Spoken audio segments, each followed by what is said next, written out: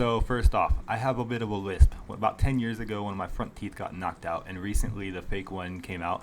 And with all the corona stuff, the dentists are backed up, and I haven't been able to get it fixed yet. Is what it is. Got to deal with it. Also, not a big fan of public speaking, but whatever. So I wanted to do a quick little video on MAR because that is the one thing that's helped me the most in DCS out of anything.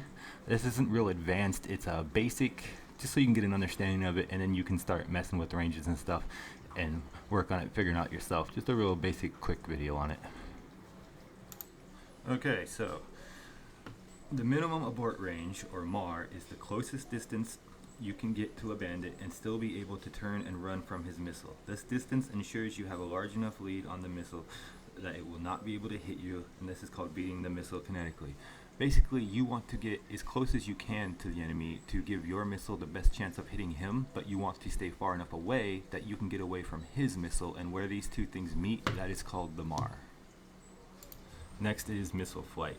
When a missile is shot, its motor is fired and the missile starts accelerating until the motor burns out. After that, the missile is always decelerating because of drag. The missile would decelerate less when it is just flies straight and more as the G-load increases in a turn. The amount of deceleration is the most important factor behind the MAR. Once that motor burns out, it's going to slow down. It's not powered anymore. But if it's just flying straight, it's not going to slow down as much as if you're making it turn and all that. A fast missile will kill you, so you don't want to make it just fly straight. Now we have the bandit's launch speed.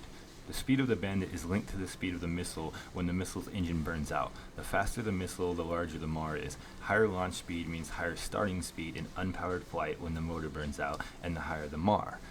So you have a plane that shoots a missile and the plane's going Mach 1.5.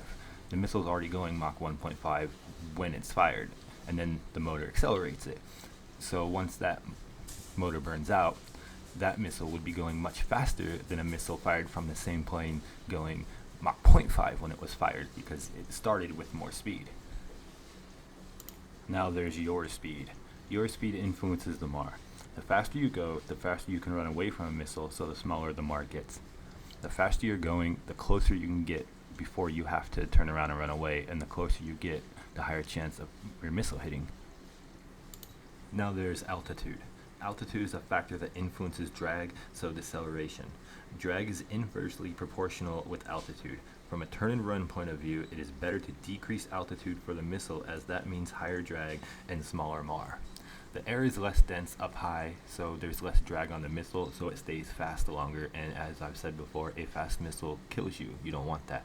So you want to dive down and drag that missile into the thicker air to cause more drag on the missile so it slows it down. You don't want to be really high with the missile coming at you. For the attacker. As an attacker, you want to increase the MAR. To increase the MAR, you have to increase your speed before launch and increase altitude.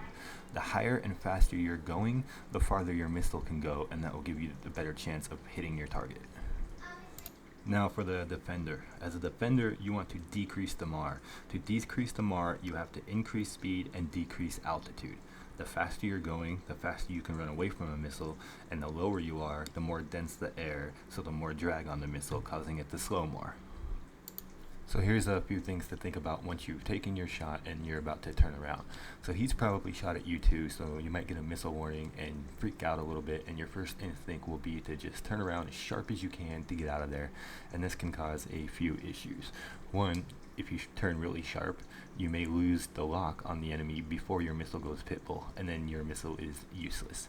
Two, turning that sharp will kill your speed, and you need to be able to run away from the missile, so that's not good. And three, when you turn really sharp, you're not making the missile have to lead you as much, so it's not bleeding as much speed. If you do a little bit of a shallower turn, you can keep them locked until pitbull. You're making the missile lead you more, and you're bleeding its speed. So you gotta kind of find a balance between turning sharp enough to get the hell out of there, but shallow enough to maintain your lock and make that missile have to lead you and still not get hit by it. So here's a quick example of it. I'm pushing into this guy. I'm looking at what plane does he have, what weapons does it carry, what's his altitude, what's my altitude, what's our closing speed, and I'm putting this all together to try to figure out what I think the MAR is going to be for this engagement. Sometimes I'll give him one longer shot. It's not really intended to kill him, just give him something to think about, and I do that right about now. Coming up, there it is. Now I'm pushing in a little bit more, And as I get to where I think the Mar is, I'm going to roll over and fire the shot that I want to kill him. Right here. So as soon as I fire that, I'm going to dive steeply to get out of there, and I'm going to turn off to the side. I'm keeping him locked within the gimbal limits of the radar until my missile goes pitbull. Turning off to the side plus diving makes the missile have to dive and turn to leave you, so you're bleeding more energy from it. I got the missile warning pretty early here. I figured he fired from pretty far away. I felt pretty safe about diving down and staying in there long enough to keep that missile, or keep that radar lock until the missile goes pitbull.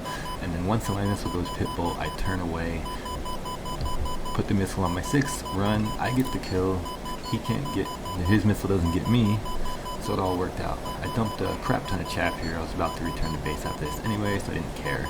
And yeah, that's one way to go about doing it. There's lots of ways you can do it. There's just a quick example. That's about it. Hope it helps you out some.